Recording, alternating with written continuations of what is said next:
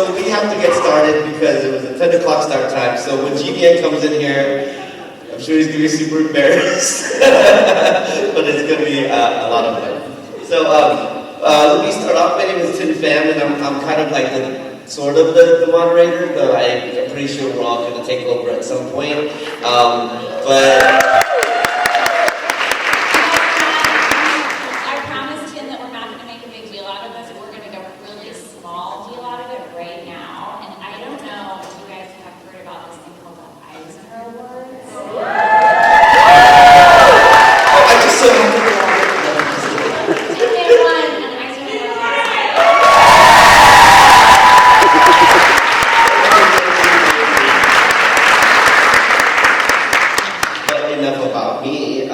So today we have, this is our dream panel, you guys.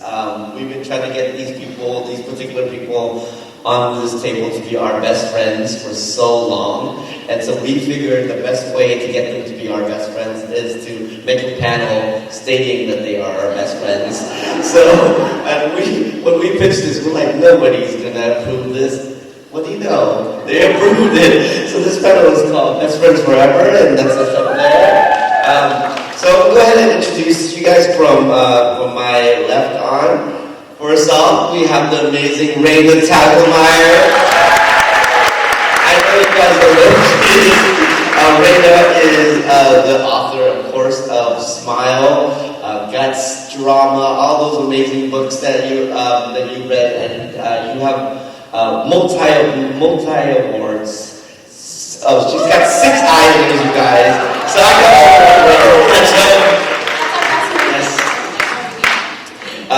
So Raina, of course, is out of everybody in this panel is the most experienced about talking about her best friends. So we're really excited to get her insights and experiences about writing about her best friends.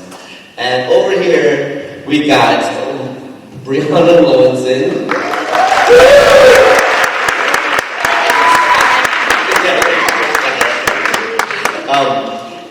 The GPA couldn't throw me off a little bit. Where is he now?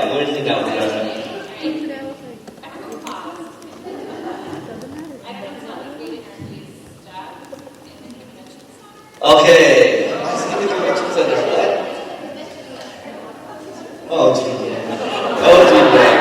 Okay, so Briana is the author and illustrator of this amazing graphic novel called Ephemera. It came out from First Second last year. Sorry, Graphics last year. I'm really all. It's all about you. Yeah, I really love this combination. But you guys, this is hot news. Briana has a brand new young adult graphic novel coming out from Fancy Graphics next year. February, and we'll talk more about it. Yes, it's called Raised by Ghosts. And we'll talk about it all in a little bit, but this is going to be here. And of course, we got Julia Wertz, who is one of our favorite cartoonists for a long time now. And luckily, she recently relocated back to the Bay Area. And we were so excited to be able to kind of basically drag her to become our best friend. Oh yeah, we were basically like hang out with us. And Julia finally agreed to hang out with us. And now we are besties. And Julia has also written a lot about her best friends as well. So we're going to get her insight as well about that. She's the author, illustrator of Impossible People and many comics. It's called Tenements, and I always forget the second word. Tenements, Towers, and Treasures. Yes. It was also a great graphic novel. Came out from Black Dog and Loewinsohn. Yes. I thought that was going to be him, but no. And my name is Pham. I'm the author, illustrator of Family Style. In there, I talked a lot about my best friend as well. And, okay, whenever he comes in, we're going to have Gene Yang here. He's the author, illustrator of American Word Chinese and a book called Dragon Hoops. And his best friend is us. So we're going to talk a little bit about us in a little while. Other friends. Yeah. So I think we should get started. My first question, I think we're going to go like in kind of order of how you would want to write about your close friends. If you're doing a memoir or a book about your friends, how you would do it. And I'm going to start with Raina because she has the most experience about this.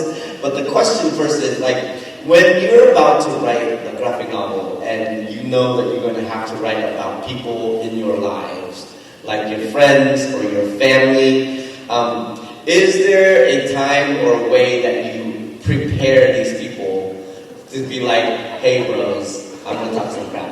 But just friends, we don't even have to focus on family. Yeah. This is all about bros, like your friends. Did you talk to your friends, Raina, before you started writing about them? When I started Smile, it was a webcomic, and this was like 2004, which means there were like 200 people reading it, and they were my friends. No other But I wrote like 125 pages before Scholastic picked it up and published it, at which point I was like, I wonder if all of these girls I talked crap about in middle school are going to have opinions about that.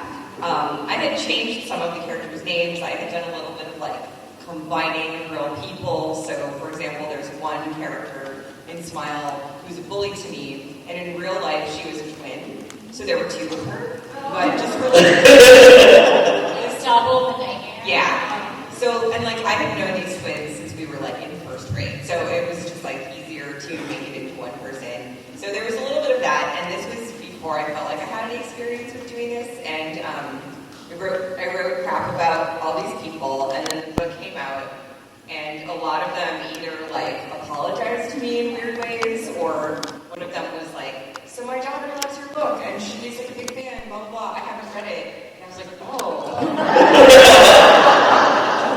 And then actually like 2 or 3 years later, she came up to me at one of my book signings in San Francisco, and she was just like, hey, I'm really sorry, okay, bye, and she ran out. So it's weird that like if you have crap with people in middle school, the best thing to do is to write a New York Times bestseller.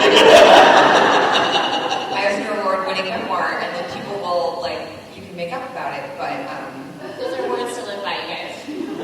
yeah, since then I have gone to the people in question who are either bullies or the best friends in my book and said, hey, this is a script with thumbnails, which means I've basically sketched the whole thing out already and spent a lot of time on it. If you have any problems, this is the time where I'm happy to change them. So after Smile, I have given some previews to people who I think might like to see it. Oh. I'll tell a story about Guts later because it's kind of a fun story. But so yeah, there's now I take a lot of care to make sure nobody's when you tell them that, has there been any people? Have there been people that are like, oh, bro, no, you can't put this in there? yes. Oh. That's personal. Oh, all right, Briana, have you prepared your friend? Have you? Oh, if you come have you prepared your friend Jacob and Amber for this book that's going to be coming out next year? I'm not as smart as Raina. So I wrote this book every Sunday morning. Pham and my other bestie, Jacob Steingert, who's at the top picture, we draw together. He lives in New York City, and we Zoom and we draw comics and stuff like that. So when I started this, I was just like, I'm gonna make this book, and like didn't think how that would affect anyone else's life at all. Just like that everyone will love being written about. So I totally didn't think about it. And then I wrote. So I think Jacob, I could be pretty into it because he sort of was like there with me the whole time. Amber, who's the little tiny one there on the bottom, she is, these are my besties from high school, and she and I are still very close. And I didn't even think to worry about it because she's not into comics. Like, I don't think she's ever read a comic book other than my other book. But I needed conflict because some books, stories in conflict, and I was like, well, I'm going to make Amber be the conflict because she can take it. So once I already finished that part, I was like, I'm done. And then I texted her, I was like, hey, bro, just so you know, we get into some hardship in this book,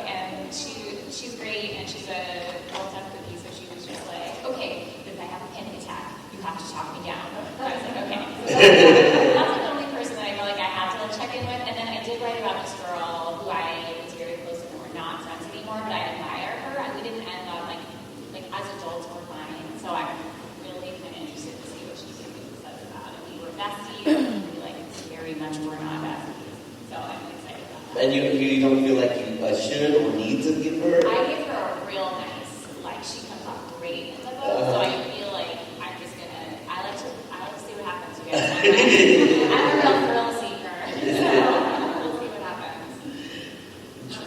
Julie, you have one of the cutest relationship with your best friend in your book. Can you talk a little bit about that? And did you prepare them at all for before you wrote about before it came out? I think all the friends I write about in my book definitely know because I make comics as things are happening and I'll even show them. I do like to kind of make my friends look better in my books than they are in real life. I do the same thing with my character too. We all get a little treatment of being a little more clever and funnier. But the book Impossible People is supposed to be about recovery, but it's really about friendship and like how those friendships got me through that period and how I found my two best friends who I'm still friends with today. That's Jen Tiffin. She lives in Colorado now. She was a friend who I found who would go on weird adventures with me a lot. But for the way I portray my friends, besides just being funnier, is I feel like if someone's going to be a villain or a shitty person in the book, it should be the main character. So I prefer to make me look like it's not hard to do. I'm being honest, but yeah, I definitely like to show people before. Like I don't, and my books aren't like burn books unless it's about an ex-boyfriend that made me bad, and then in that case, I didn't check my boyfriend. Oh, really? We have them here today.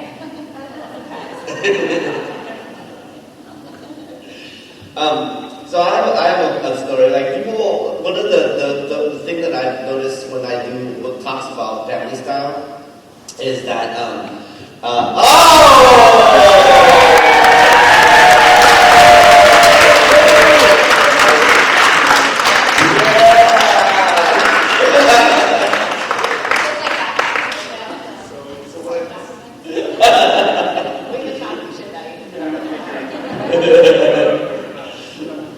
we were tracking you in real time, Jeannie.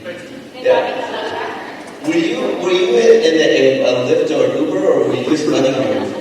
Yeah, I did like 4 miles just now. Oh my God! Why did you just?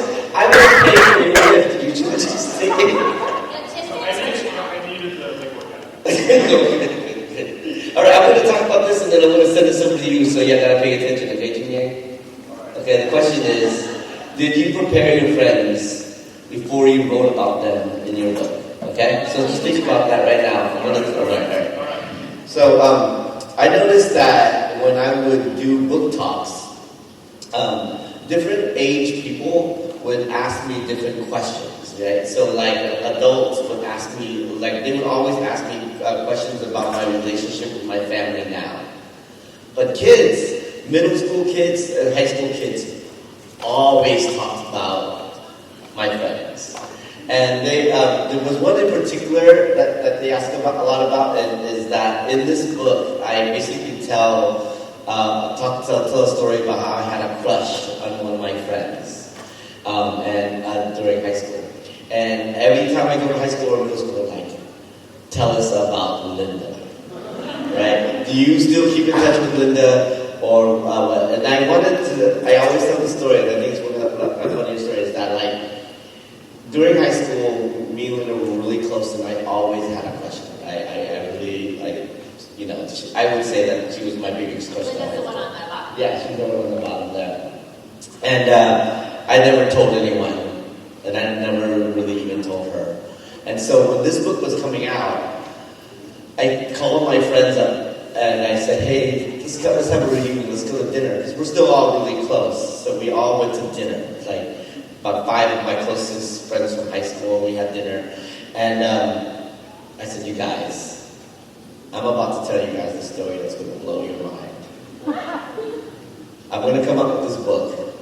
And in this book, I'm very dramatic. Right?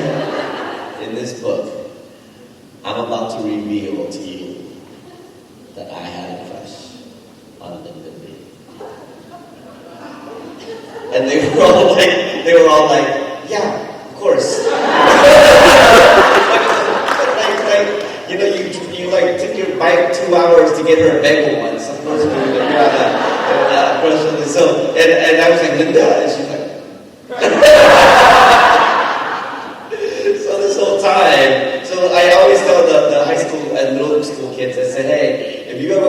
someone and you think it's a secret, it's not a secret. Everyone knows, especially the person that you have a crush on. So I try to prepare my friends as most, but just like Julia and Briana, I try to make. I'm too scared to tell the truth about things. So like I really did not try to make anyone look bad. Like I was basically trying to put everybody in the best light possible. But I did. I had a text chain where I would be sending panels to, anytime it referred to one of the people that I would draw about, I would send panels to them just to see if they would be okay. They were like, stop sending me. Yeah. The problem was I was posting this on Instagram every day. And so like, I would finish it at 6 p.m. I would send the text to them at 6 o'clock. And I wanted to post it at 7 p.m. So they had like an hour window for me to I was just sitting there waiting, like, when are you guys taking me back? I gotta post this at 7 o'clock. I'm like, hurry up, you guys, look at this. Is it okay that you said this word? So it was a little stressful sometimes, like waiting for them to respond. But most of the time, they're like, yeah, it's fine. Whatever, dude. We've got busier things to do. Like, we can't just be reading your comics all the Did time. anyone ever say, like, I don't like that, or maybe look better? I don't. Some person was like, I don't remember that happening, bro. But that's about it. All right, Gene. All right. So Gene Yang the only best friends that Gene's ever had is me and Briana. We asked him, we're like, hey, can you send us pictures of your best friends? From him? No best friends, just Tim and Briana. So this is us. Did you prepare us at all? So I've only done one nonfiction book. It's called Dragon Hoops. It came out in 2020, and it's about a high school basketball team out of Oakland, California, the Bishop O'Dowd Dragons. So Tin, Briana, and I all taught at Bishop O'Dowd for a very long time. Tin and Briana are still there. So because it's a nonfiction book, I have to put real people in that actual school community into the story. And out of all the people I got to write about, I think my favorite was this guy named Coach Lou Ritchie. Oh my God! So Coach Lou Ritchie, sometimes you get like best friends that life gives to you, and then sometimes you get best friends that you actively want. Coach Lou Ritchie was like probably the coolest person I've ever met in real life. He has just a crazy, crazy life. He actually played for the team when he was in high school. He's an alum of that school, and now he coaches basketball Like there. high school basketball. Yeah, and when he was in high school, his team actually made it all the way to the California State Championship. They lost by 1 in this really dramatic way. And one of the reasons he wanted to come back to coach was because he wanted to redeem that loss. When he and I became friends, during the 2014-2015 season, even though we had been teaching on the same campus for over a decade. I was just too intimidated to ever approach him. But when I was following him for that season, he had actually made it to the California State Championship 5 times, and he lost all 5 times. So I wanted to follow him for a season to see if we could finally win. I would constantly talk through this book with my other cartoonist friends on campus who happened to be Tin fans. I did ask them if I could put them in my book. I did. Yes. I remember doing that. Yeah. Gene was like, Coach Lou, can I have your location sharing on your phone? and I feel like I think you guys are really good. Well, there was one. This was an incident in your book where you wrote about me saying something, and I was like, Gene, you gotta take that out. Remember that? Yeah. Oh, where you told me not to put something in the book. Yes. Yes. And I ended up putting it in the book. Yes, and then it made me look bad because it was a situation. It was basically I could have gotten canceled for that. No. Basically, he made Tim the villain. I completely disagree with you. No. You asked me not to put an incident in the book, and not an incident about you. Yeah. It was an incident that happened in the school's history. Yeah. And I thought about it, and I decided to put the incident itself in the book. And then I had a version of you telling me not to do it. Yeah, but me not telling you to do it is toxic. It's not. I didn't tell you not to Okay, do so it. also within the narrative, it becomes clear that that's not actually you. That was like This is the whole reason for this panel. It was like when you read the book, it's not actually him. So the panel Tim, Yang tries to say it was a fever dream of Tim Pham. It was a fever dream of Tim Pham. Raina and I are I'll be honest. I have fever dreams of Tim Pham and Loewinsohn all the time. No, but I thought I did a pretty good job portraying you. You're like, wait, Yeah. Except you drew it too short, but yeah. it's cool. I think I drew you really comfy. Look how short I am, you guys. I'm below their chins. We're gonna do a height comparison. Yeah. All right. So our next question is, I'm going in order of how we write. So now that you have talked to your friends, you put your friends in your book, I want to get some stories about reactions. So then the book comes out, and your friends or your frenemies or whatnot sees the book. How do they react? I'm so excited about this. Julia, we're going to start with you. Yeah. Well, my best friend, Jenna, she was like, I'm thrilled because I look fantastic. So she was very happy with it. I did have some other friends that my other friend, she was like, I'm not the funny one in this book. And I'm like, no, I'm funny. Yeah, she was actually very funny, but it's harder. You know when someone's like more like academically funny, it's harder to write those. And then, so she was like an academically smart funny, and then my other best friend is like a doofus. So her stuff is like really easy to put into the book.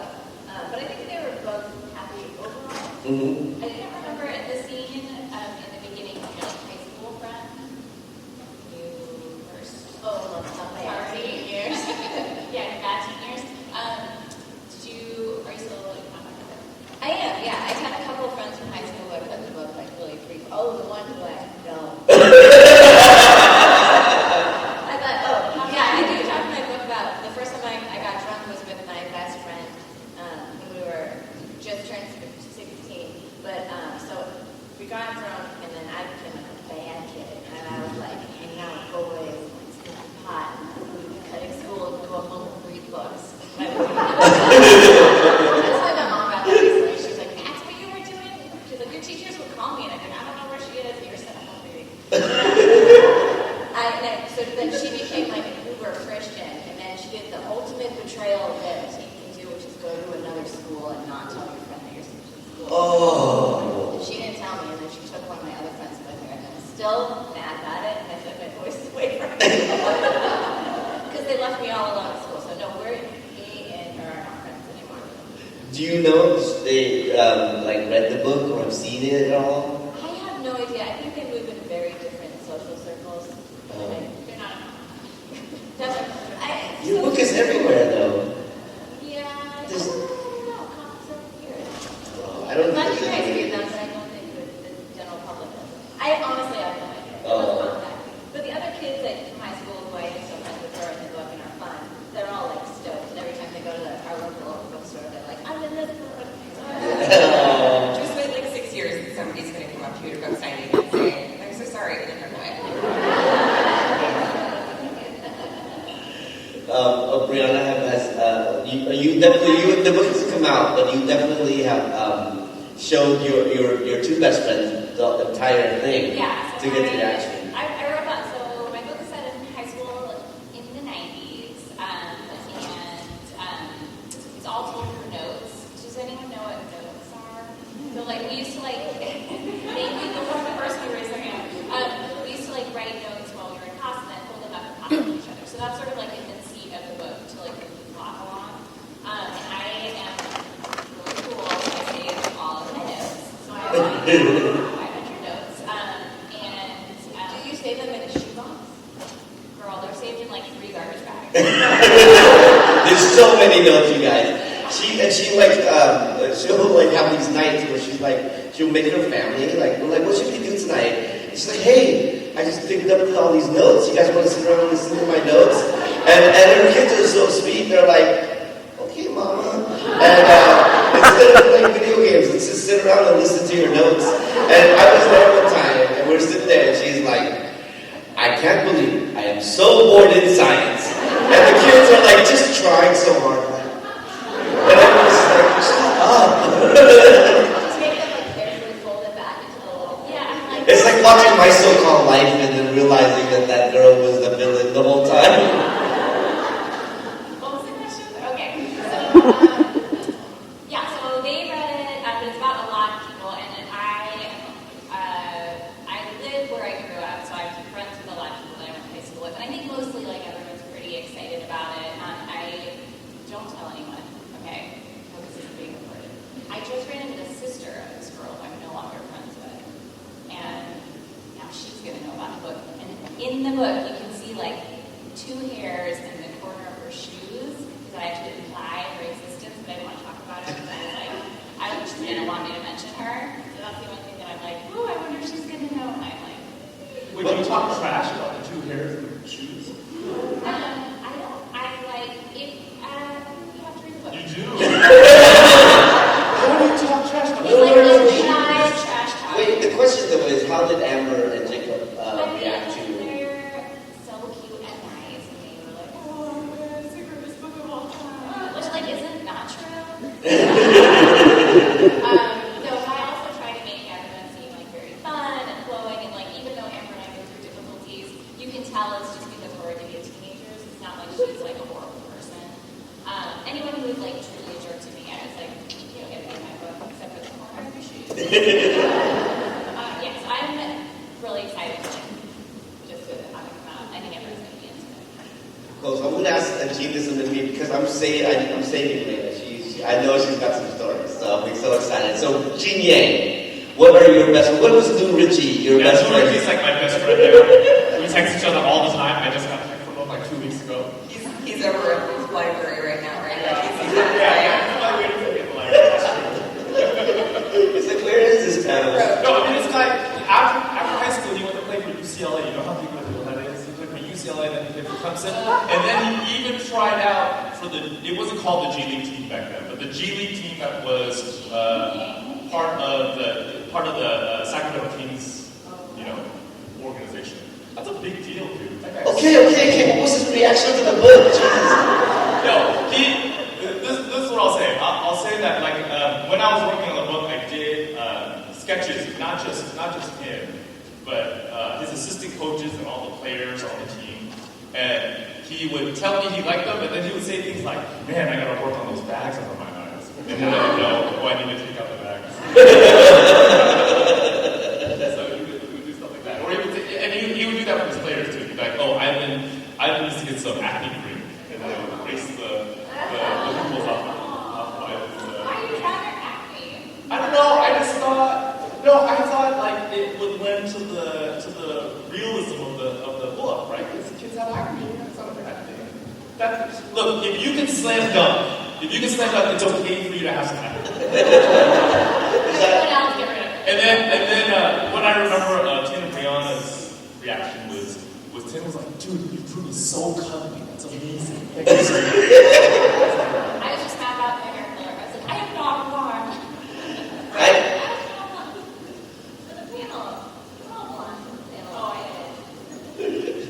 That's Tim Pham. Yes. I remember Jean.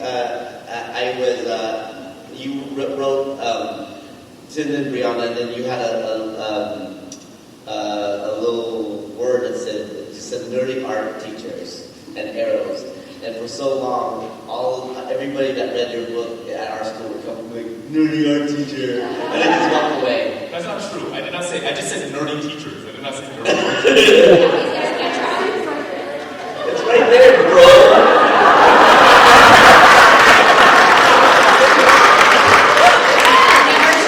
It's been a long time. Exhibit A.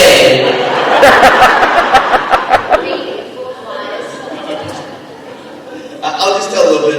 All my friends love the book, so we're all very excited to. I did draw a couple of friends in the book, and I would send things to them, and all they would say is, "Cool, okay."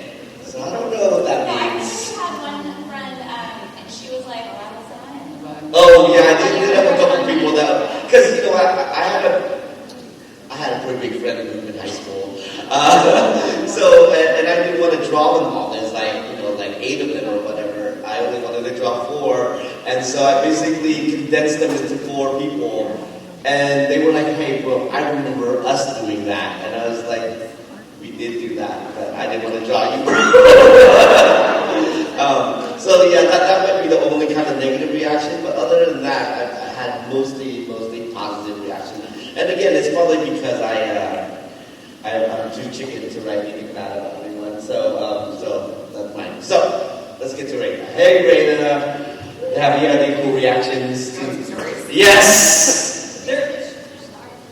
Oh yeah. Oh, I do. Let me look it up. Okay. I sent multiple groups of friends because I have so many friends too. Okay, I have 2 stories. Is that okay? I'll try to make them as fast as possible. Okay, story number 1 is from Wertz, which is my 3rd memoir, and I was really like best friends in 5th grade with a girl named Jane who moved away at the end of 5th grade, and like she moved like 3 towns over, but it was before the internet, so it was like harder to keep in touch after that. And then we went to high school, and we went to, but like she was a really big part of my life at the time that this story took place, and her family's Korean, and so I distinctly remember like my food journey at Jane's parents' house for dinner, where like my family just had tacos every night or spaghetti, but we'd go to her house and there would be like kimchi and like interesting meats and like, you know, different, she had like a squid tentacle dish that she was really fond of. And so I was like a really picky eater as a kid, but I loved eating at Jane's house. I was like, ooh, squid tentacles, but like, oh, tacos. So I was like, I want to show like what dinner at Jane's house looked like, but I haven't been in touch with Jane since high school.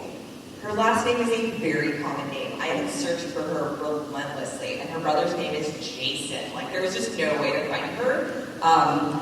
So I wrote as much as I could remember about dinner at her house. And then I was like, okay, I need to like pass this by some Korean American friends to make sure. No, that's the wrong friend. Okay. Wrong friend.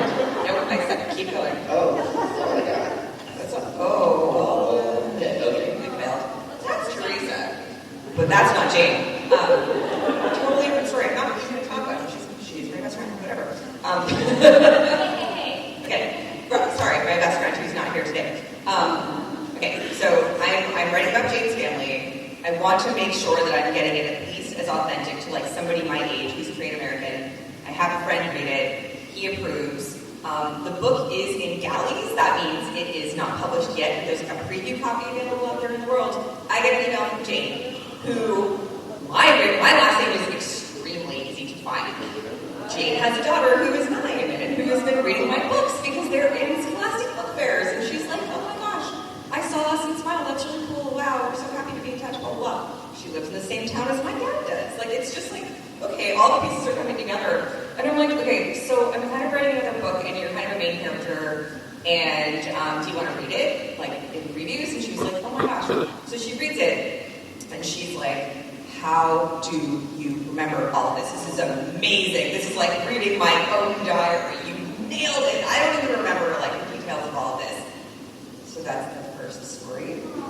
Which, I don't know. And now we're friends again. Like now we... So was the food accurate? Did she like... She did. The tentacles, like... Everything. I became obsessed with kimchi when I was 9. So anyway, that's that story. Shalom to you. There she is. Oh, that's really the cover of that. But the other one. Is this Jane? Yeah. Okay, so before that, there was like a picture of us as kids in a drawing. So that was all done. Like that was all like I hadn't talked for 25 years or something. And then the photo that follows is us recently. Wait a second, story. This one's the sad story, so I'm gonna bring it down.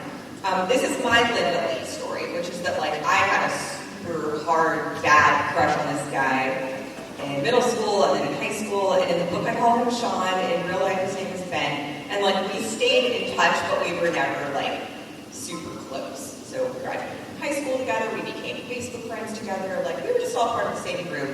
And I wrote the book about him. I changed his name, and like some people knew it was him, some didn't. This is where it gets sad. At like 35 years old, he developed ALS. And then, like, declined pretty swiftly. And then, by the time he was in hospice, I was like, is he going to die without me admitting my crush? So I messaged him, and I was like, all right. So I have to confess, like, it's been a while since we talked, but like, I really, had such fond feelings for you. And I wrote this book that like a million hits read. Can I send you a copy of it? awkward. And he was like, oh, thank you so much. And so I did. And then he wrote to me, and he was like, I read it, I loved it. It turns out my nephews are huge fans of this book, and they didn't realize it was me because he changed my name. Here he is in his deathbed, and he was like, and one of my dreams was that I always wanted to be a character in a comic book. So thank you. And like about a year later, he passed away at 39, and then I got to go to his memorial and like meet his nephews, and so it all was just like beautiful. Anyway, thank you for listening and sharing this moment.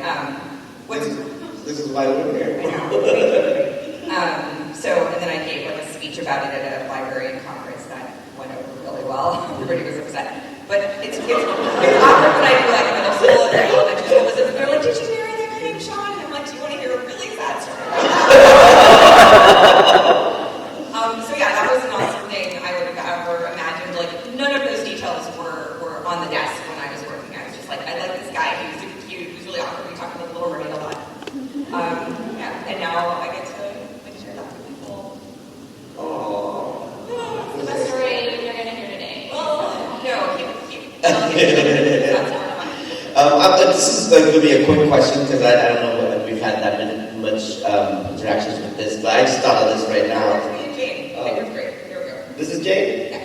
And which one is this you? Which one? Aww, look at this. I like to tell people Look at that. I always tell people I was like the second shortest kid in my class. That girl, man, beat me every time. Well, don't let Jin Yang draw you, because it'll draw you even shorter. That's how I know. I had an experience where, I went to my book came out on June 20th, and then like 3 months later, I had my 35th high school reunion. So of course I went to that because I was really excited to see it, and so I saw. Everyone's going to be so happy. Yeah, everyone's gonna love it.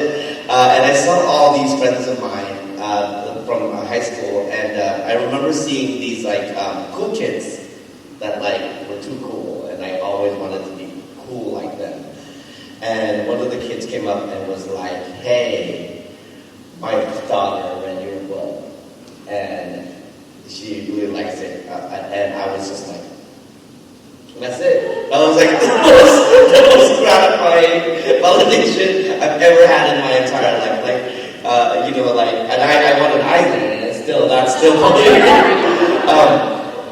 Have you guys ever had that type of experience? Because I know we're all sort of famous. I don't know if you guys know this. We're all sort of famous now. So have you guys, maybe it's not a person that has read your book, that's in your books or all, but they were someone from your past that has somehow looked at got your book and now they're have some type of reaction to it and talk to you about it?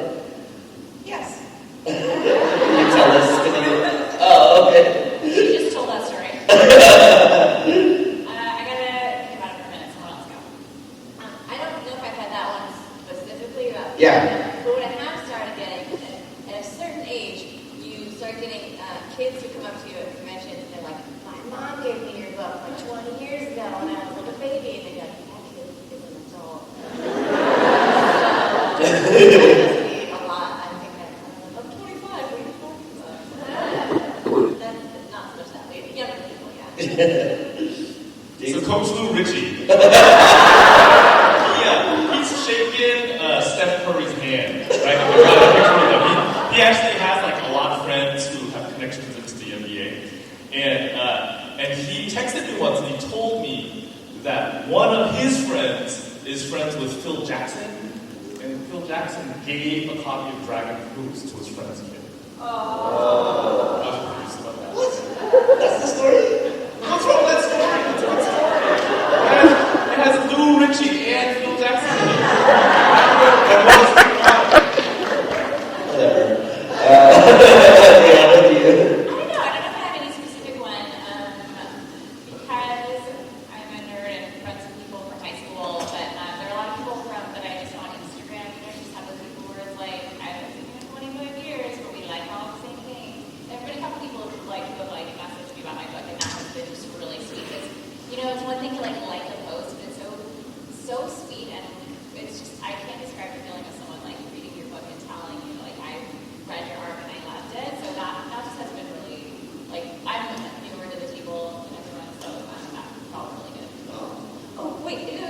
Oh, yeah. It's about Jen, like the best friend in the book. So at the end of the book, she has a baby who was in the pictures, and her baby is now 10.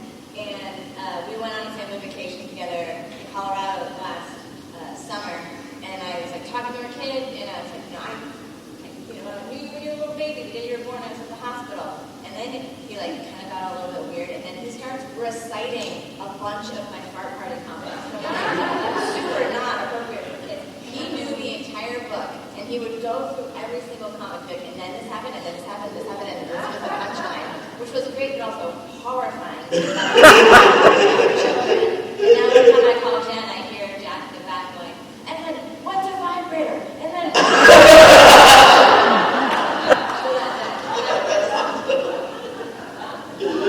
All right, I just got a sign as we only have about like 5 minutes left. And I know that a lot of you guys have questions. Well, we will say that we are going to be signing. When are we signing? We're signing at noon o'clock today at the Autograph Area 007. Which is at the sales pavilion, so you have to go back into the show. Sorry. Yeah, and any of us will answer your questions as we're signing, or if you don't want to get a book, that's fine. Just come up and ask us a question. We're not sure if Gene is going to make it. Yeah. I'm actually supposed to sign at the first second. I'm going to make it up. No, I'm signing at the first second. He will be at the first second. At 2800. It's also a little hard to find, so good luck, Gene. It's in the library. Across town. So we're gonna. But my last question is this: what are you guys working on next? Because we all got some amazing stuff to show you. Raina. Okay. So I happen to be friends with a guy named Scott McCloud. He is the author of a book called Understanding Comics, which came out in the 90s, and reinventing comics, and then making comics. And I wanted a book like that to exist for kids for a really long time. So I approached him 4 years ago at San Diego Comic Con and said, "Hey Scott, what if we make a book like that for kids together?" And he said yes. So the book is called The Cartoonists Club. It comes out on April. It's not a joke. That's its release date, 2025. Scholastic Graphics is publishing. It is me and Scott. We took both of our brains and we put them into a book together. So it is a hybrid mashup of what the two of us both do. I'm so glad you're here, Scott. I'm so glad to be friends with you, Scott. It's been almost 20 years that I know you now. So thank you so much for what you've done for comics and what we're going to do for kids with comics. And that's available for pre-order. Oh, it's right free. now. Yes. On your phone. Pre-order that. Thanks, Bree. So my book is coming out February 4th. We're going to... Also available for pre-order. Yeah, also, yeah. Come on, guys. Let's all do it. We all got our phones out. I'm just kidding. Yeah, it's coming out from Fangraphix. I'm super excited. I've never written YA before, but like a lot of my bros write YA, and so I was like, I'm gonna dabble in that, see what it's like. And it's been super, super fun. I'm really excited how it turned out, and I can't share with everybody. But I already said what it is. High school in the 90s, writing notes, being a teenager. Woo! The book is YA, but I read it as not a young adult, and it made me cry. It's very good. It's one of those things that's like technically for kids, but really for adults, like bluey, but not. Like it anyway. Can that be the cover board, please? If you like Bluey. Just like like Bluey, yeah, right. And drinking in high school. Read this book backwards with like full parents understand life. Julia? Here at the con, you can buy my book, Possible People, which is what I was talking about, and then I'm working on a book called Bury Me Already. It's nice down here about having babies. That's what it feels like, and that'll come out maybe next year, maybe 2026. It's gonna be so good, you guys. It's so fun. I can't wait for your young adult book too after that. I just emailed myself a young adult book idea. Ooh, yeah! That's all I've ever wanted. Julia, young adult book. Julia, I just had a book come out You in read it? January called Lunar Love Stories of Rom-Com. I did it with a So fabulous good. I'm super romantic, so I've always wanted to do a rom-com. And the other thing is I am in the middle of a series called The Books of Clash, which is based on the world famous mobile game Clash of Clans. It's a game of Clash Royale. The first 3 volumes are out. We have them at the first second booth at 2800. And here's the other thing. There is a bathroom right now at the convention. It is the best bathroom you will have ever used. Honestly, this bathroom is sort of like they took an amusement park ride and they made it into a bathroom. So it's on the corner of First and Island. If you go line up and you do some business in that bathroom, they will give you a copy of the first volume for free. No joke. You could just stand in there, you guys. You don't have to do anything. Yeah, so go check that out. So my hope is you have a great time doing your business. You get that first volume for free, and then you come to booth 2800 to get the other 2 volumes that are out. So the 4th volume will be out in November, and then after that we'll do 2 a year. I heard that in Dean's contract that he has to personally do his business in that bathroom every day. So you guys will be sitting on the toilet that Gene Yang has sat on. Which is something I do every day. And it is amazing, you guys. Thank you. Oh, can I say, wait, can I say one more thing? Yeah. I also have a panel today at 2 o'clock that, What's our spotlight panel? yes, it's Yes. so good. I've never done one before. I'm super nervous, so you come watch me be very nervous. Not saying something great. Julia's really PDAing it right now. It's going to be so good. I got 2980, yeah, at 2 o'clock. Yeah. Do we have time for like one? Yeah. Oh, yeah, one question. One question. Who's the best Yeah. question?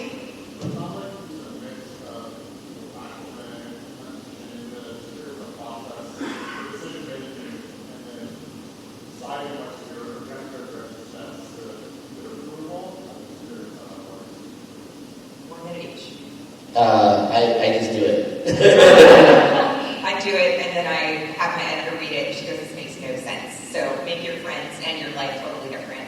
And then I say no, and then we finally reach a balance that everybody agrees with.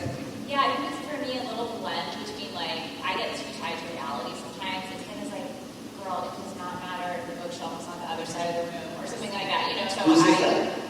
I don't think I ever said I'm girl. girl. So it's like for me, I'm like, I want to be exactly what happened, and then sometimes I'm like, I really need the plot to be more interesting. So for me, it's sort of like trying to find the balance between like what makes sense and what do I need to like fudge to like kind of like make it an interesting book for a reader. I guess I just do it too. She adds more hard jokes though. Coach Lou Rich's name is actually Coach Lou Rich. His first name is Coach. Last name is Richie. We love you guys so much. You guys are our BFFs. Thank you so much for coming to this panel.